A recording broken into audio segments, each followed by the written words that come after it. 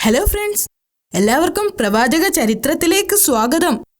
വിശുദ്ധ ഖുർആനിലും തിരുനബി വചനങ്ങളിലും പ്രതിപാദിച്ചിട്ടുള്ള ഏതാനും നബിമാരുടെ ജീവിത ചരിത്രത്തിലെ കുറച്ച് ഭാഗങ്ങളാണ് നിങ്ങൾക്ക് വേണ്ടി ഞങ്ങൾ ഇവിടെ അവതരിപ്പിക്കുന്നത്.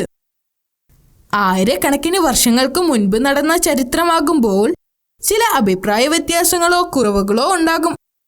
അത് കൂട്ടുകാർ ക്ഷമിക്കുമല്ലോ.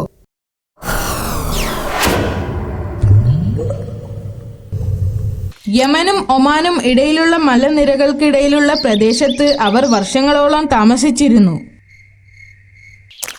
അവർ ആദ് സമുദായം എന്നറിയപ്പെട്ടു. അവർ ശില്പനിർമ്മാണത്തിൽ വളരെ വിദഗ്ധരായിരുന്നു. വലിയ കെട്ടിടങ്ങൾ നിർമ്മിക്കുന്നതിൽ അവർ പ്രസിദ്ധരായിരുന്നു. അതുകൊണ്ട് തന്നെ അവർ വളരെ സമ്പന്നരായിരുന്നു. അവരുടെ കഴിവുകൾ പ്രകടിപ്പിക്കുന്നതിനായി അവർ മലമുകളിൽ വലിയ ഗോപുരങ്ങൾ നിർമ്മിച്ചു. ആദ്യകാലങ്ങളിൽ അവരെല്ലാം നല്ല മുസ്ലിങ്ങളായിരുന്നു. എന്നാൽ കാലം കഴിയുന്തോറും ശൈത്താൻ അവരെ വഴിതെറ്റിക്കാൻ തുടങ്ങി. അവർ കല്ലിൽ കൊത്തിയെടുത്ത് വിഗ്രഹങ്ങൾ ഉണ്ടാക്കാൻ തുടങ്ങി. പിന്നീട് ഇവർ ഈ വിഗ്രഹങ്ങളെ ആരാധിക്കുവാനും തുടങ്ങി. അവർ അള്ളാഹുവിന്റെ മുന്നറിയിപ്പുകളെ അവഗണിക്കുകയും തെറ്റായ വഴികളിലൂടെ കടന്നു പോവുകയും ചെയ്തു. ആദ് സമുദായത്തിന് വേണ്ട ഉപദേശങ്ങൾ നൽകുവാനും അവരെ നേർവഴിക്ക് നയിക്കുവാനും അള്ളാഹു അവരിൽ നിന്ന് തന്നെ ഒരു പ്രവാചകനെ തിരഞ്ഞെടുത്തു. അതായിരുന്നു ഹൂദ് നബി അലൈഹിസ്സലാം. അദ്ദേഹം വളരെ ക്ഷമയോടുകൂടി ഈ ദൗത്യം ഏറ്റെടുത്തു. അദ്ദേഹം അവിശ്വാസികൾക്ക് വിഗ്രഹാരാധനക്കെതിരെയുള്ള താക്കീത് നൽകി. എന്റെ ജനങ്ങളെ, എന്തിനാണ് നിങ്ങൾ ഈ കല്ലിനെ ആരാധിക്കുന്നത്? നിങ്ങൾ നിങ്ങളുടെ കൈകൊണ്ട് തന്നെ ഉണ്ടാക്കിയ വിഗ്രഹങ്ങളെ ആരാധിക്കുന്നത് കൊണ്ട് എന്തു ഗുണമാണുള്ളത്? അള്ളാഹു ആണ് നിങ്ങളെ സൃഷ്ടിച്ചത്. അവൻ നിങ്ങൾക്ക് എല്ലാം നൽകി. നിങ്ങൾ വ്യാജ ദൈവങ്ങളെ ആരാധിക്കുന്നത് നിർത്തണം. നിങ്ങൾ അള്ളാഹുവിൽ വിശ്വസിക്കണം. അള്ളാഹുവിനെ ധിക്കരിക്കരുത്. അവന്റെ കൽപ്പനകൾ അനുസരിക്കണം. പക്ഷേ ജനങ്ങൾ അദ്ദേഹത്തിന്റെ വാക്കുകൾ സ്വീകരിച്ചില്ല. അവർ ചോദിച്ചു, നീ ഞങ്ങളുടെ നേതാവാകാൻ ശ്രമിക്കുകയാണോ? ഞങ്ങൾക്ക് നിങ്ങളുടെ വാക്കുകൾ ശ്രദ്ധിക്കേണ്ട ആവശ്യമില്ല. ഇവിടെ നിന്ന് പോവുക. നീ ഞങ്ങളിൽ നിന്നും വല്ല പ്രതിഫലവും പ്രതീക്ഷിക്കുന്നുണ്ടോ? എനിക്കുള്ള പ്രതിഫലം അള്ളാഹു നൽകുന്നതാണ്. ഞാൻ നിങ്ങളിൽ നിന്നും തിരിച്ചൊന്നും പ്രതീക്ഷിക്കുന്നില്ല. അള്ളാഹുവിന്റെ സന്ദേശം നിങ്ങളെ അറിയിക്കാൻ വേണ്ടി മാത്രം വന്നതാണ്. അദ്ദേഹം വളരെ ശാന്തമായിക്കൊണ്ട് മറുപടി പറഞ്ഞു. അദ്ദേഹത്തിന്റെ വാക്കുകൾ അവർ ചെവിക്കൊണ്ടില്ല. നിങ്ങൾ കള്ളം പറയുന്നവനാണ്. ഒരു നുണയന്റെ വാക്കുകൾ ശ്രദ്ധിക്കേണ്ട ആവശ്യമില്ല. ഞാനൊരു കള്ളം പറയുന്നവനല്ല. അള്ളാഹുവിന്റെ സന്ദേശം അറിയിക്കാൻ തിരഞ്ഞെടുക്കപ്പെട്ടവനാണ് ഞാൻ. ഞാൻ പറയുന്നത് നിങ്ങൾ അനുസരിച്ചില്ലെങ്കിൽ അള്ളാഹു നിങ്ങളെ ശിക്ഷിക്കുമെന്ന് ഞാൻ ഭയപ്പെടുന്നു. എന്നാൽ അവർ പ്രവാചകന്റെ വാക്കുകളെ അവഗണിച്ചു. അവർ അദ്ദേഹത്തെ പരിഹസിച്ച് ചിരിക്കുകയും അവരുടെ നേട്ടങ്ങളിൽ അഭിമാനിക്കുകയും ചെയ്തു. അവരാണ് ഭൂമിയിലെ ഏറ്റവും ശക്തർ എന്ന് കരുതി അഹങ്കരിച്ചു. പ്രവാചകൻ തന്റെ ദൗത്യം തുടർന്നു.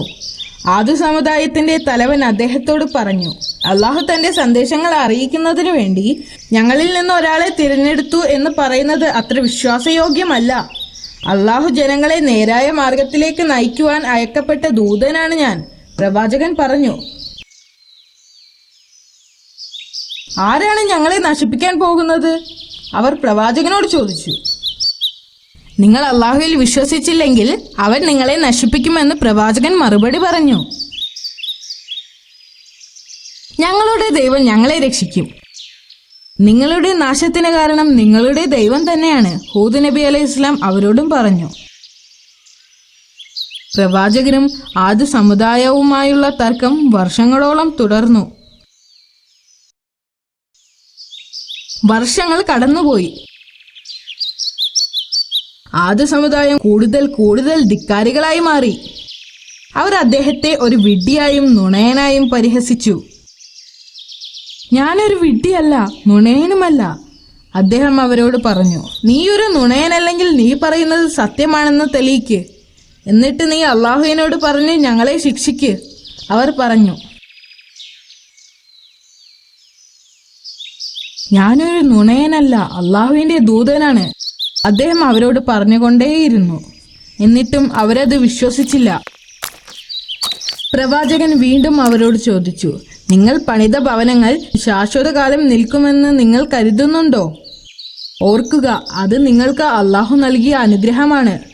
നിങ്ങൾ അള്ളാഹുവിനെ അനുസരിച്ചില്ലെങ്കിൽ അവൻ നിങ്ങളുടെ സ്ഥാനത്ത് മറ്റൊരു ജനതയെ തിരഞ്ഞെടുക്കും. അള്ളാഹു എല്ലാം അറിയുന്നവനാണ്.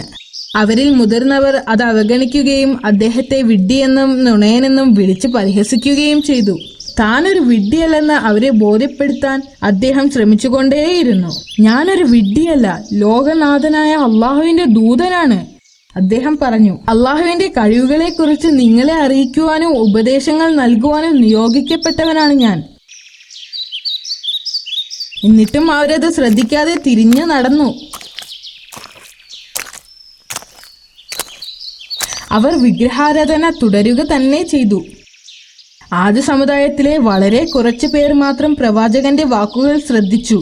അവർ പ്രവാചകനെ വിശ്വസിക്കുകയും അദ്ദേഹം പറയുന്നത് സത്യമാണെന്ന് മനസ്സിലാക്കുകയും ചെയ്തു. അള്ളാഹു ആ ജനതയെ ശിക്ഷിക്കുമെന്ന് പ്രവാചകൻ തിരിച്ചറിഞ്ഞു. അടുത്ത ദിവസങ്ങളിൽ ആ പ്രദേശത്ത് ഒരു വലിയ വരൾച്ച ബാധിച്ചു. മാസങ്ങളോളം മഴ പെയ്തില്ല. ചൂട് വളരെയധികം വർദ്ധിച്ചു. ചൂട് കാരണം മരങ്ങളെല്ലാം ഉണങ്ങി. എന്തോ പ്രശ്നമുണ്ടെന്ന് ജനങ്ങൾ തിരിച്ചറിഞ്ഞു. അവർ പ്രവാചകനോട് ചോദിച്ചു, എന്തുകൊണ്ടാണ് മഴ പെയ്യാത്തത്? ഇത്ര വലിയ വരൾച്ച ഉണ്ടാവാനുള്ള കാരണം എന്താണ്? അള്ളാഹു നിങ്ങളോട് കോപിച്ചിരിക്കുകയാണ്. നിങ്ങൾ അവനിൽ വിശ്വസിച്ചാൽ അവൻ നിങ്ങളെ സ്വീകരിക്കുകയും നിങ്ങൾക്ക് മഴ എത്തിക്കുകയും ചെയ്യും. നിങ്ങൾ കൂടുതൽ ശക്തരാവുകയും ചെയ്യും. വരൾച്ച വർദ്ധിച്ചു വന്നു. എവിടെയും ഒരു തുള്ളി വെള്ളമില്ല. ചെടികളും കന്നുകാലികളും നശിക്കാൻ തുടങ്ങി. ഇത് മാസങ്ങളോളം തുടർന്നു. അപ്പോൾ സത്യനിഷേധികൾ വിഗ്രഹാരാധന തുടർന്നുകൊണ്ടേയിരുന്നു. ഈ വരൾച്ച നീണ്ട 3 വർഷത്തോളം തുടർന്നു.